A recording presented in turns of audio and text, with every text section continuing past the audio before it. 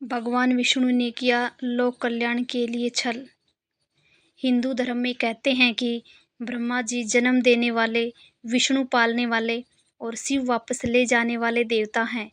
भगवान विष्णु तो जगत के पालनहार हैं। वे सभी के दुख दूर कर उनको श्रेष्ठ जीवन का वरदान देते हैं। जीवन में किसी भी तरह का संकट हो या धरती पर किसी भी तरह का संकट खड़ा हो गया हो, तो विष्णु ही उसका समाधान खोजकर उसे हल करते हैं।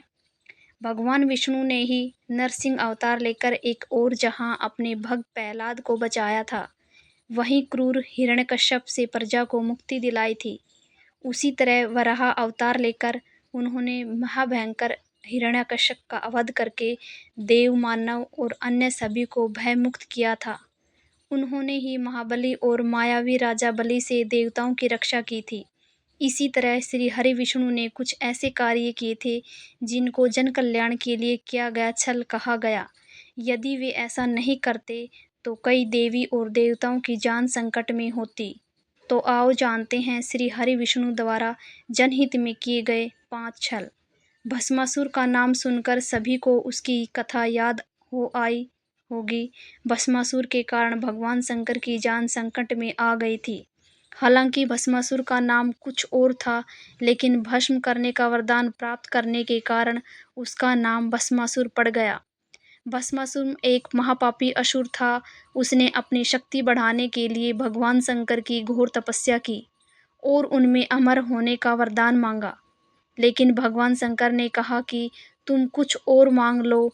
तब भस्मासुर ने वरदान मांगा कि मैं जिसके भी सिर पर हाथ रखूं वह भस्म हो जाए। भगवान शंकर ने कहा तथास्तु।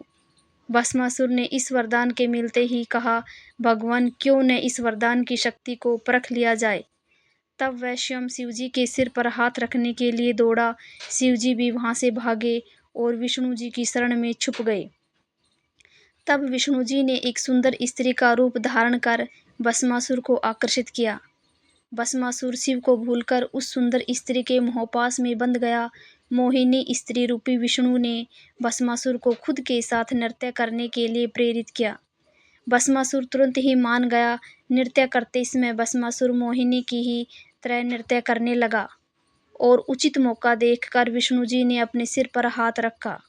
शक्ति और काम के नशे में चूर भस्मासुर ने जिसकी नकल की और भस्मासुर अपने ही प्राप्त वरदान से भस्म हो गया। यहाँ छुपे थे शिव। भस्मासुर से बचने के लिए भगवान शंकर वहां से भाग गए। उनके पीछे भस्मासुर भी भागने लगा। भागते भागते शिवजी एक पहाड़ी के पास रुके और फिर उन्होंने इस पहाड़ी में अपने त्रिशूल से एक गुफा बनाई और वे फिर उसी गुफा में छिप गए।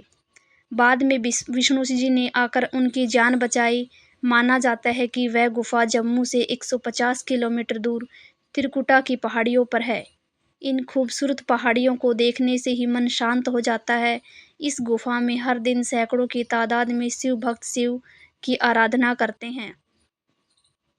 वृंदा के साथ छल। श्रीमद्देवी भागवत पुराण अनुसार जालंधर असुर शिव का अंश था, लेकिन उसे इसका पता नहीं था। जालंधर बहुत ही शक्तिशाली असुर था। इंद्र को पराजित कर जालंधर तीनों लोकों का स्वामी बन बैठा था। यमराज भी उससे डरते थे। श्रीमद्देवी भागवत पुराण अनुसार एक बार भगवान विष्णु ने अपना तेज समुद्र में फेंक दिया तथा इससे जालंधर उत्पन्न हुआ। माना जाता है कि जालंधर में अपार शक्ति थी और उसकी शक्ति का कारण थी उसकी पत्नी वृंदा। वृंदा के पतिव्रत धर्म के कारण सभी देवी देवता मिलकर भी जालंधर को पराजित नहीं कर पा रहे थे। जालंधर को इससे अपने शक्तिशाली होने का अभिमान हो गया और वह वृंदा के पतिव्रत धर्म की अवहेलना करके देवताओं के विरुद्ध कार्य कर उनकी स्त्रियों को सताने लगा। जालंधर को मालूम था कि ब्रह्मांड में सबसे शक्तिशाली कोई है तो वे हैं देवों के देव महादेव।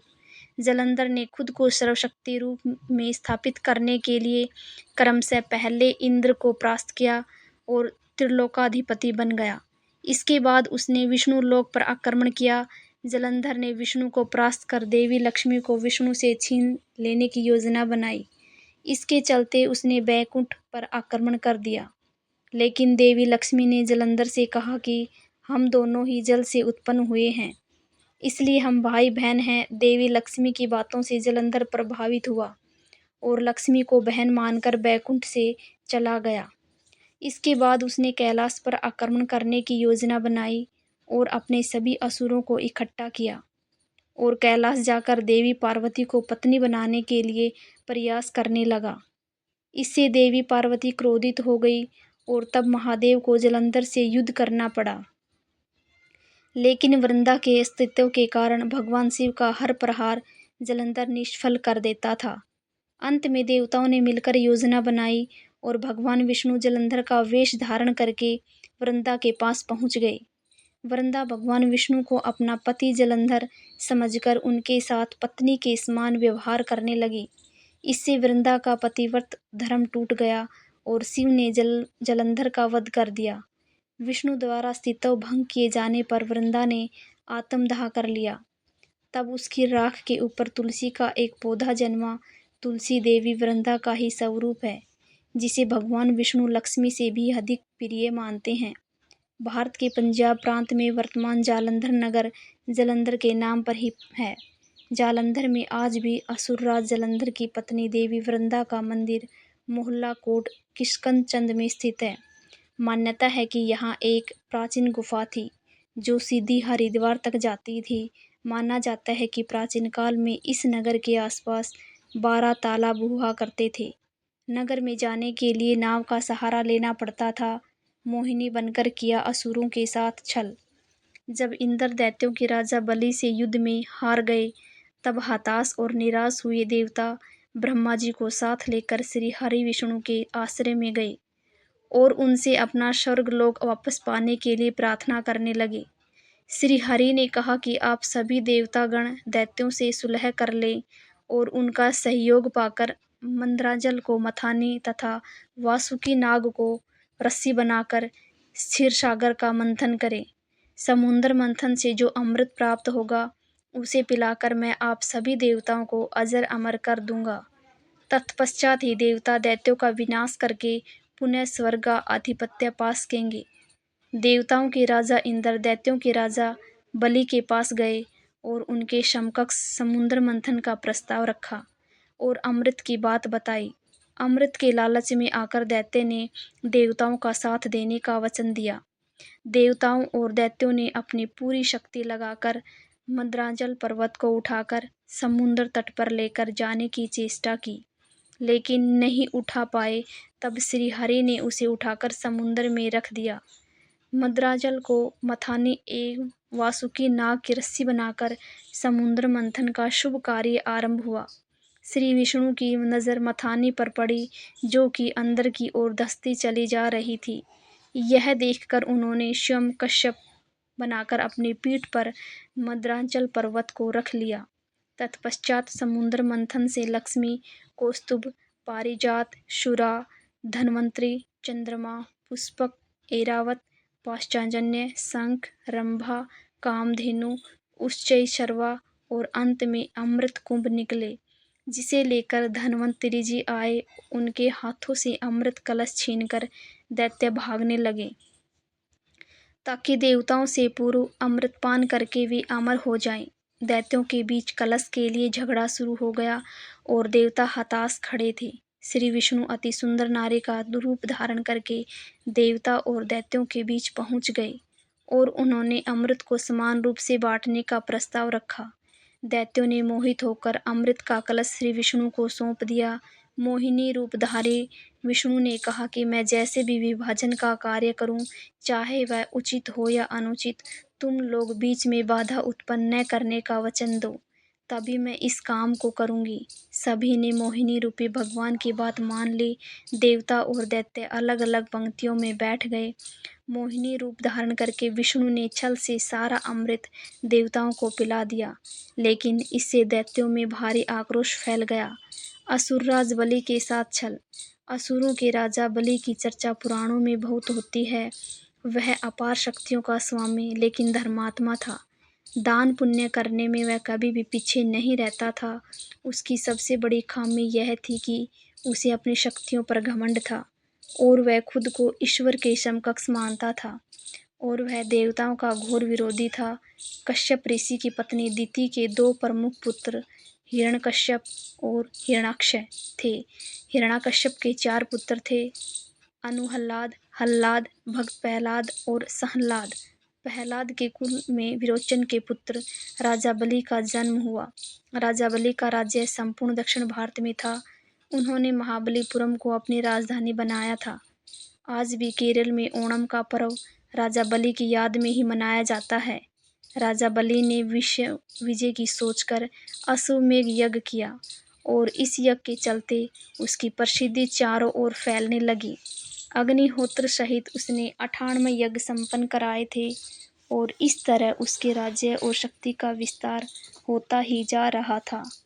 तब उसने इंद्र के राज्य पर चढ़ाई करने की सोची। इस तरह राजा बलि ने 99वें यज्ञ की घोषणा की और सभी राज्यों और नगरवासियों को निमंत्रण भेजा। देवताओं की ओर गंधर्व और यक्ष होते थे, तो दैत्यों की ओर दानव और राक्षस। अंतिम बार हिरण्यकश्यप के पुत्र प्रहलाद और उनके पुत्र राजा बलि के साथ इंद्र का युद्ध हुआ और देवता हार गए। तब संपूर्ण जम्बूद्वीप पर असुरों का राज हो गया। वामन ऋषि कश्यप तथा उनकी पत्नी अदिति के पुत्र थे। वे आदित्यों में 12वें थे। ऐसी मान्यता है कि वे इंद्र के छोटे भाई थे और राजा बलि के सौतेले भाई। विष्णु ने इसी रूप में जन्म लिया था। देवता बलि को नष्ट करने में असमर्थ थे। बलि ने देवताओं को यज्ञ करने की जितनी भूमि ही दे रखी थी। तब सभी देवता विष्णु की शरण में गए। विष्णु ने कहा कि वह भी बलि उनका भक्त है, फिर भी वे कोई युक्ति सोचेंगे। तब विष्णु ने अदिति के यहाँ जन्म लिया और एक दिन जब बलि यज्ञ की योजना बना रहा था, तब वे ब्राह्मण वेश में वहाँ दान लेने पहुँच गए। उन्हें देखते ही शुक्राचार्य उन्हें पहचान गए। शुक्र ने उन्हें देखते ही बलि से कहा कि वे विष्णु है। मुझसे पूछे बिना कोई भी वस्तु उन्हें दान मत करना। लेकिन बलि ने शुक्राचार्य की बात नहीं सुनी और वामन के दान मांगने पर उनको 3 बग भूमि दान में दे दी। जब जल छोड़कर सब दान कर दिया गया, तब ब्राह्मण वेश में वामन भगवान ने अपना विराट रूप दिखा दिया। भगवान ने एक पग में भूमंडल नाप लिया, दूसरे में स्वर्ग और तीसरे के लिए बलि से पूछा कि तीसरा पग कहाँ रखूं। पूछने पर बलि ने मुस्कुराकर कहा, इसमें तो कमी आपके ही संसार में बनाए की हुई है। मैं क्या करूं भगवान, अब तो मेरा सिर ही बचा है। इस प्रकार विष्णु ने उसके सिर पर तीसरा पैर रख दिया। उसकी भक्ति से प्रसन्न होकर विष्णु ने उसे पाताल में रसातल का कलियुग के अंत तक राजा बने रहने का वरदान दे दिया। तब बलि ने विष्णु से एक और वरदान मांगा। राजा बलि ने कहा कि भगवान, यदि आप मुझे पाताल लोक का राजा बना ही रहे हैं, तो मुझे वरदान दीजिए कि मेरा साम्राज्य शत्रुओं के प्रपंचों से बचा रहे और आप मेरे साथ रहें। अपने भक्त के अनुरोध पर भगवान विष्णु ने राजा बलि के निवास में रहने का संकल्प लिया। पातालपुरी में राजा बलि के राज्य में 8 प्रहर भगवान विष्णु सशरीर उपस्थित रह उनकी रक्षा करने लगे और इस तरह बलि निश्चित होकर सोता था और संपूर्ण पातालपुरी में शुक्राचार्य के साथ रहकर एक नए धर्म राज्य की व्यवस्था संचालित करता था। माता पार्वती के साथ छल। माना जाता है कि बद्रीनाथ धाम कभी भगवान शिव और पार्वती का विश्राम स्थान हुआ करता था। यहाँ भगवान शिव अपने परिवार के साथ रहते थे, लेकिन श्री हरि विष्णु को यह स्थान इतना अच्छा लगा कि उन्होंने इसे प्राप्त करने के लिए योजना बनाई।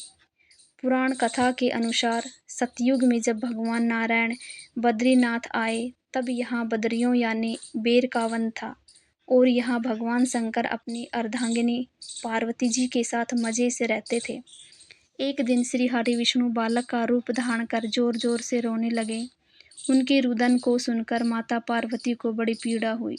वे सोचने लगी कि इस बीहड़ वन में यह कौन बालक रो रहा है, यह यहाँ कैसे और इसकी माता कहाँ है। यही सब सोचकर माता को बालक पर दया आ गई। तब वे उस बालक को लेकर अपने घर पहुंची। शिवजी तुरंत ही समझ गए कि यह कोई विष्णु की लीला है उन्होंने पार्वती से इस बालक को घर के बाहर छोड़ देने का आग्रह किया और कहा कि वह अपने आप ही कुछ देर रोकर चला जाएगा। लेकिन पार्वती माँ ने उनकी बात नहीं मानी और बालक को घर में ले जाकर चुप कराकर सुलाने लगी। कुछ ही देर में बालक सो गया। तब माता पार्वती बाहर आ गई और शिवजी के साथ कुछ दूर भ्रमण कर चली गई। भगवान विष्णु को इसी पल का इंतजार था। उन्होंने उठकर घर पर दरवाज़ा बंद कर दिया। भगवान शिव और पार्वती जब घर लौटे तो द्वार अंदर से बंद था। इन्होंने जब बालक को द्वार खोलने के लिए कहा तब अंदर से भगवान विष्णु ने कहा कि अब आप भूल जाइए भगवान, यह स्थान मुझे बहुत पसंद आ गया है। मुझे यहीं विश्राम करने दीजिए। अब आप यहाँ से केदारनाथ जाएं। तब से लेकर आज तक बद्रीनाथ यहाँ पर अपने भक्तों को दर्शन दे रहे हैं और भगवान शिव केदारनाथ में। कहानी को अंत तक सुनने के लिए आप सभी का बहुत बहुत धन्यवाद। अगर आपको ये कहानी पसंद आई है तो वीडियो को लाइक करना, चैनल को सब्सक्राइब करना और शेयर करना। धन्यवाद दोस्तों। बाय बाय दोस्तों।